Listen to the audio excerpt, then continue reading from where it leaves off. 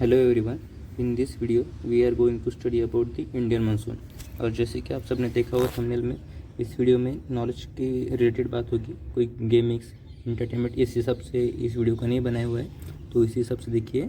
तो चलिए हम शुरू करते हैं। तो इंडियन मानसून समझने से पहले हमें कुछ कीवर्ड्स से फैमिलियर होना पड़ेगा, जो कि है कि seasonal reversal, Coriolis force, ITCZ means inter tropical convergence zone, Mascarene point, mountain position, retreat monsoon और el nino la nina effect. तो ये जो इफेक्ट है वो एक अलग कंसेप्ट है, इसको हम दूसरे किसी वीडियो में डिस्कस करेंगे। आज बाकी के सब पॉइंट डिस्कस कर लेते हैं। तो सबसे पहले बात समझते हैं मानसून की, सीजनल रिवर्सल। जो हमारा मानसून होता है वो कोई सीज़न नहीं होता है। जैसे हमारा समर या विंटर सीज़न होता है, वैसा कोई मानसून या रेनी सीज़न नहीं होता है। वो एक विंड का पैटर्न है, जिसकी पोजीशन अपोजिट होने के, क्या रिवर्स होने के कारण हम मानसून को देख पाते हैं हमारे इंडियन सब कॉन्टिनेंट में। तो ये सब क्या चीज़ें हैं, क्यों होते हैं, इसको हम डिस्कस कर लेते हैं। उसके लिए हमें एक डायग्राम समझनी होगी, जो कि ये डायग्राम है। इसमें हमें विंड की जो डायरेक्शन है वो दिखती है। तो ये जो हमारा रेड वाला एरिया है, ये हमारा इक्वेटोरियल रीजन है। तो हम देख पा रहे हैं कि सब ट्रॉपिकल हाई रीजन से, हाई मतलब यहाँ हाई प्रेशर है, यहाँ से विंड जो है वो इक्वेटर की तरफ जा रही है।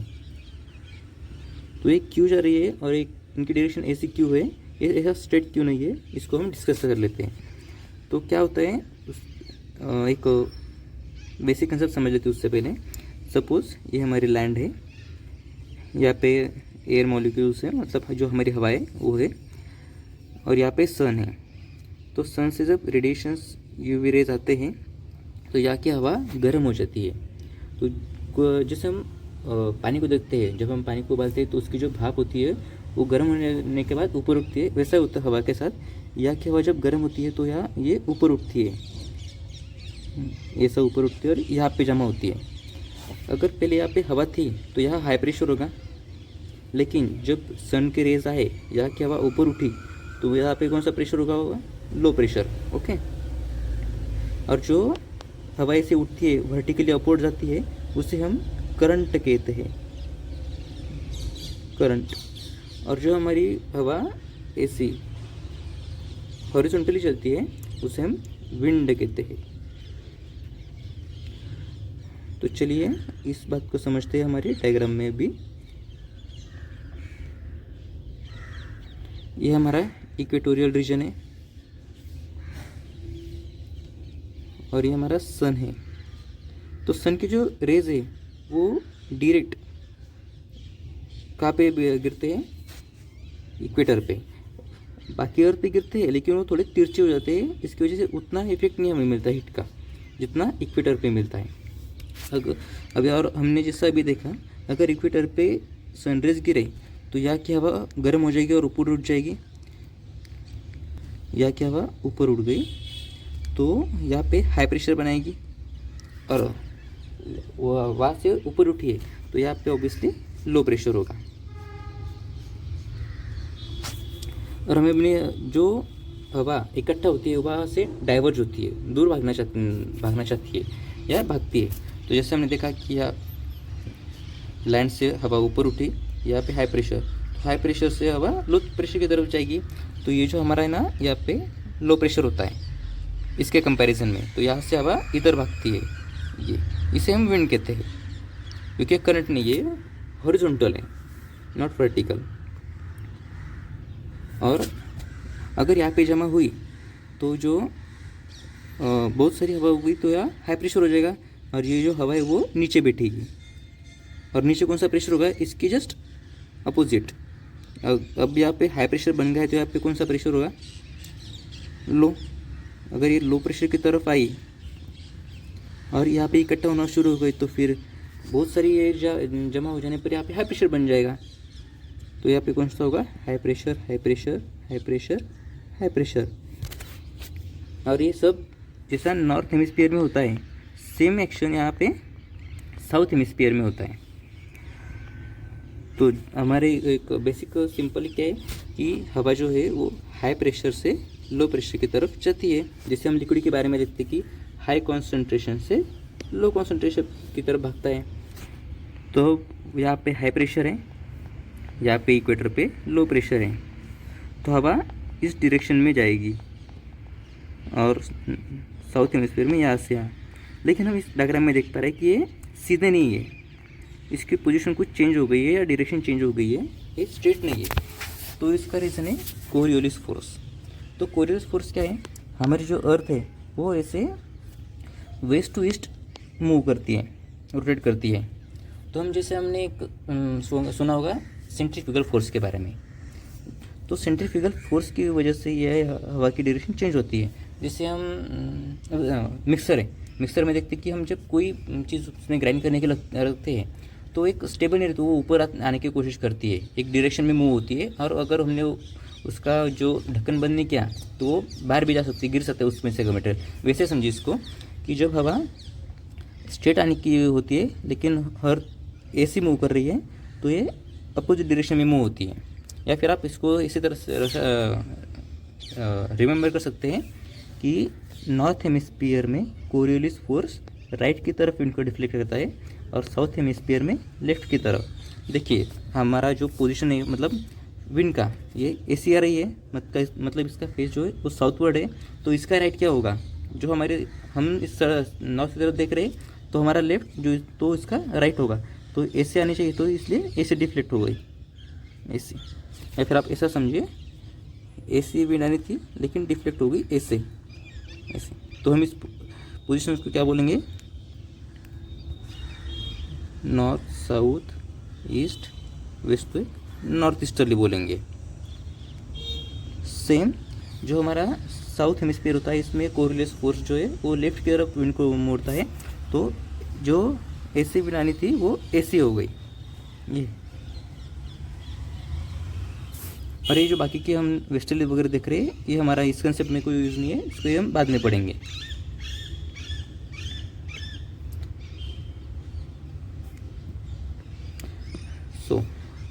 तो हमारा हो गया सीजनल रिवर्सल और कोरियोलिस फोर्स हो गया। नेक्स्ट है हमारा ITCZ। ITCZ क्या होता है कि हमने अभी देखा कि विंड जो है वो इक्वेटर से ऊपर उठी, यहाँ पे लो प्रेशर बनाया, यहाँ पे हाई प्रेशर, उसके बाद उधर डाइवर्ज हुई और यहाँ आके नीचे बैठी, तो यहाँ पे हाई प्रेशर हो गया। और हाई प्रेशर की वजह से विंड जो है वो इस तरफ मूव हुई और साउथ हेमिस्फीयर से इस तरफ। तो ये जो दोनों विंड आ रही है मतलब ये कन्वर्ज हो रही है। यहाँ पे हमने क्या देखा, यहाँ पे डाइवर्ज हो रही है, दूर भाग रही है, और यहाँ पे नज़दीक आ रही है, इसलिए इसको कन्वर्जेंस बोला जाता है। और ये हमारा ट्रॉपिकल रीजन होता है ना, इसकी वजह से इसको बोला जाता है, मतलब जहाँ पे हवा इकट्ठा होती है उससे बोला जाता है inter tropical convergence zone. Inter tropical क्योंकि ट्रॉपिकल पे है, कन्वर्जेंस क्यों, तो यहाँ पे हवा मिल रही है, कन्वर्ज हो रही है, इसलिए ITCZ inter tropical convergence zone. तो हम इस डायग्राम में देखते हैं। तो क्या होता है, जब हमारा ये समर होता है तो जो सन है उसकी डायरेक्शन ऊपर ऊपर आने लगती है। अब जो ITCZ हमें यहाँ पे मिल रहा था,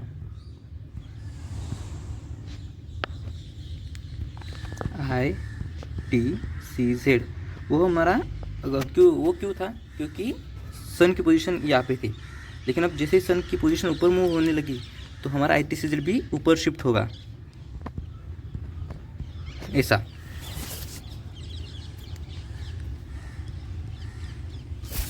और इसकी वजह से ही हमारा मानसून आता है।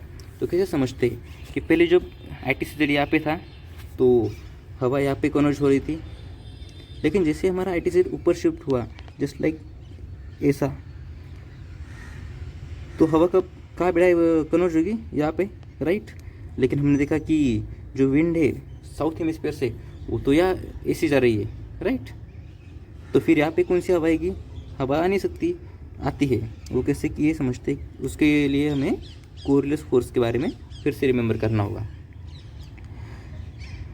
ये जो है ना हमारा साउथ हेमिस्फीयर से हवा ऐसी जा रही है, लेकिन जैसे हमारा जो ITCZ पहले इक्वेटर पे था वो अभी ऊपर शिफ्ट हो गया। यहाँ पे देख सकते हैं ये तिब्बत का एरिया है। तो जैसे ही ये विंड इक्वेटर को क्रॉस करती है तो ये आ गई नॉर्थ हेमिस्फीयर में, और नॉर्थ हेमिस्फीयर में कोरियोलिस फोर्स राइट डायरेक्शन की तरफ डिफ्लेक्ट करता है।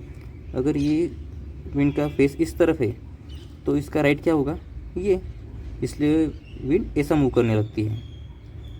और जो हमारा इंडियन ओशन या अरेबियन सी है, इसकी वजह से क्या होता है, यहाँ पे मॉइस्चर बहुत रहता है हवा में, क्योंकि समर की वजह से हीट की वजह से, सन की वजह से गर्म हो चुकी है हवा, उसमें एयर मॉलिक्यूल फिल हो चुके हैं, तो ये हवा में बहुत मॉइस्चर होता है। और जैसे ये हमारे इंडियन सब कॉन्टिनेंट की तरफ आती है, यहाँ पे माउंटेन्स है, तो माउंटेन से टकरा कर हवा ऊपर उठती है, कंडेंस होती है, टेम्परेचर लो होता है और बारिश गिरती है। तो ये हमारा सिंपल रेनफॉल हो गया, या जिसे हम मानसून कहते हैं। तो हमारा कोरियोलिस फोर्स माउंटेन पोजीशन हो गया। अब हम समझते हैं मैस्कैरिम पॉइंट क्या है। ये इससे समझते हम कि तिब्बत का जो एरिया है, जब सन की पोजीशन यहाँ पे होती है, तिब्बत का एरिया जो कि प्लेन है, इसकी वजह से वो बहुत हीटअप होता है, और वहाँ की हवा ऊपर उठती है और डाइवर्ट होती है। तो डाइवर्ट होते एक मैस्कैरिम का एक रीजन है यहाँ पे, कि इंडियन ओशन के रीजन में यहाँ पे सिंक होता है, मतलब यहाँ से ऊपर उठकर यहाँ पर गिरता है। तो ये जितना अपना तिब्बत गर्म होगा, उतनी हवा ऊपर उठेगी, उतनी हवा यहाँ पे नीचे गिरेगी, तो उतना यहाँ पे हाई प्रेशर होगा, और ये हाई प्रेशर हमारे इंडियन सब कॉन्टिनेंट की तरफ आएगा, उतना ही मॉइस्चर लेके आएगा। जितना हाई प्रेशर होगा और उतनी हमारे यहाँ पे बारिश ज़्यादा होगी। तो मैस्कैरिम पॉइंट का भी बहुत इंपॉर्टेंस है हमारे मानसून के लिए। अब समझते हैं, और ये जस्ट अपोजिट है, ये हमारा समर में हुआ। जैसे हम देखते कि जुलाई, अगस्त, सितंबर, अक्टूबर, फरवरी, मार्च, अप्रैल में हमारा नॉर्थ हेमिस्फीयर में जो होता है, जो हमारा इंडिया लोकेट करता है, वहाँ पे बहुत गर्म हो चुका होता है। इसकी वजह से आईटीसी ऊपर शिफ्ट होता है और हम मानसून देख पाते हैं। इसके अपोजिट होता है कि जब विंटर होता है, आईटीसी नीचे हुआ, तो इसलिए हमारा जो विंड की डायरेक्शन थी वो नॉर्मल जैसे हो गई, और हम मानसून नहीं एक्सपीरियंस कर पाते। लेकिन हम कई बार देखते हैं कि मानसून हो जाने के बाद, या जो लास्ट पीरियड में होता है, तो जो हमारा ईस्टर्न कोस्ट है, यहाँ पे बारिश होती है। तो ये क्यों होती है कि पहले हमारी जो मानसून में डायरेक्शन चेंज हुई थी ऐसी, तो फिर से अब विंटर में नॉर्मल की तरह हो जाती है, और ये जो बे ऑफ बंगाल है, यहाँ से कुछ मॉइस्चर लेके विंड यहाँ पे बारिश कर देती है। तो इसे हम रिट्रीट मानसून कहते हैं। एक बेसिक कंसेप्ट है रिट्रीट मानसून। तो ये हमारे सारे कीवर्ड्स हो गए मानसून से रिलेटेड।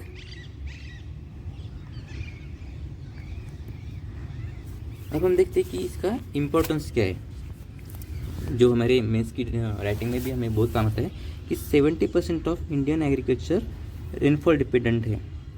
मतलब अगर पिछले साल बारिश नहीं हुई तो हमें फूड सिक्योरिटी का बहुत प्रॉब्लम हो जाएगा।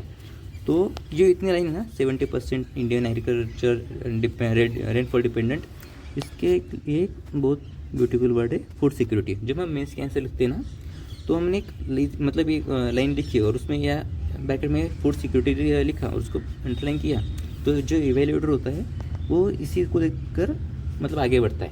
हम जितना हम शॉर्ट्स वर्ड्स में लिखेंगे, अच्छे वर्ड्स में लिखेंगे, उतना हमारा आंसर ब्यूटीफुल हो जाता है। तो और इम्पोर्टेंस क्या है कि जीडीपी, अगर हमारा रेनफॉल अच्छे तरह से नहीं हुआ तो एग्रीकल्चर प्रोडक्शन नहीं हुआ, उसकी वजह से जीडीपी पे या इम्पैक्ट आएगा। तो जीडीपी के लिए भी रेनफॉल बहुत इम्पोर्टेंट है।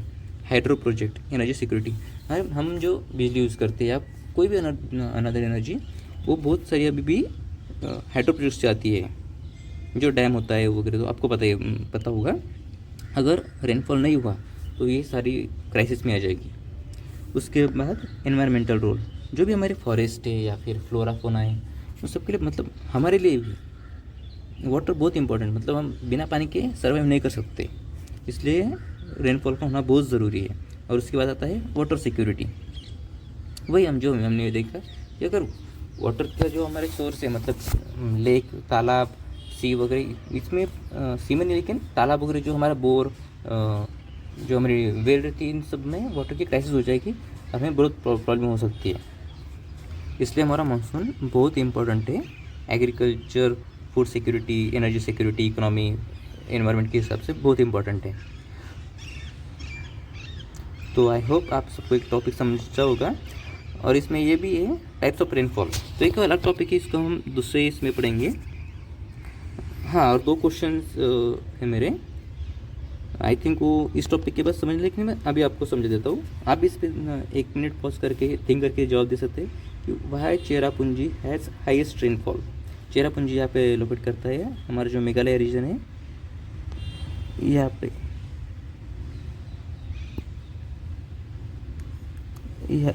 चेरापूंजी है। और जो हमारा राजस्थान का रीजन है यहाँ पे इतनी बारिश क्यों नहीं होती, मतलब इधर हम देखें तो गुजरात, महाराष्ट्र, कर्नाटका, केरला, यहाँ पे बहुत बारिश होती है, तो इस रीजन पे क्यों नहीं होती राजस्थान में, इसका क्या रीज़न है? आप पॉज करके इसका जवाब दे सकते हैं। तो इन दोनों का जो रीज़न है वो एक इस पे बेस है, माउंटेन पोजीशन। चेरापूंजी जो है ना, जो समझिए कि ये मेघालय है, तो मेघालय में 3 माउंटेन्स की रेंज है, गारो, खासी, जयंतिया। तो खासी के पास चेरापूंजी लोकेटेड है। तो यहाँ पे जो माउंटेन पोजीशन है वो इसी फनेल शेप है ऐसे, और ये हमारे नीचे बे ऑफ बंगाल है, जैसे हम देख सकते हैं यहाँ पे।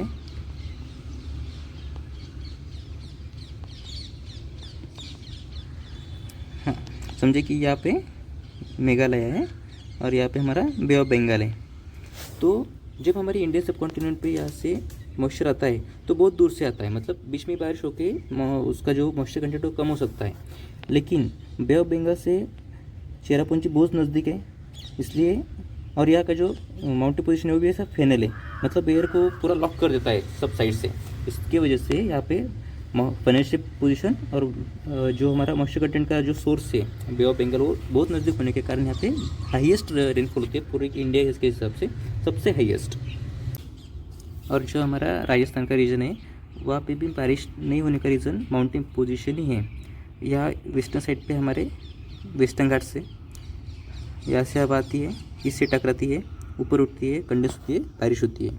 लेकिन आप देख पा रहे हैं इसकी जो विंड की डायरेक्शन है वो ऐसी है, साउथ वेस्ट। और जो हमारे राजस्थान में अरावली पर्वत है उनकी डायरेक्शन भी ऐसी है। तो क्या होता है, इसके पैरेलल है, परपेंडिकुलर नहीं पैरेलल, मतलब यहाँ से हवा आई तो इस साइड से निकल जाती है, मतलब यहाँ ऐसी अगर पोजीशन होती तो यहाँ पे हवा ऊपर उठ के कंडेंस होकर बारिश हो सकती थी, लेकिन जो अरावली का डायरेक्शन है वो इस ऐसा है, मतलब इनके पैरेलल, इसकी वजह से राजस्थान में बारिश नहीं होती, मतलब जितनी चाहिए उतनी नहीं होती, थोड़ी बहुत होती है। तो हमने देखा कि मानसून में जो माउंटेन का पोजीशन है वो बहुत मैटर करता है, उसकी वजह से ये हमारी मतलब एक कन्वेंशनल जो रेनफॉल का पैटर्न है वो उसी के डिपेंडेंट है, सॉरी कन्वेंशनल नहीं, ओरोग्राफिक। इसको हम आप अगर चाहे तो हम डिस्कस कर सकते हैं, आप कमेंट सेक्शन में बताइए। और हम हमारा लेक्चर एक कोट के साथ एंड करेंगे जो स्वामी विवेकानंद जी ने कहा था, arise awake and stop not till goal is achieved. तो इस कोट के साथ हम हमारा लेक्चर एंड करते हैं। Thank you. अगर आपको कोई सजेशन होगा, आपको टॉपिक अच्छा लगा तो लाइक कीजिए, कोई सजेशन होगा तो कमेंट में ज़रूर बताइए। हम मिलते हैं अगली वीडियो में। Thank you.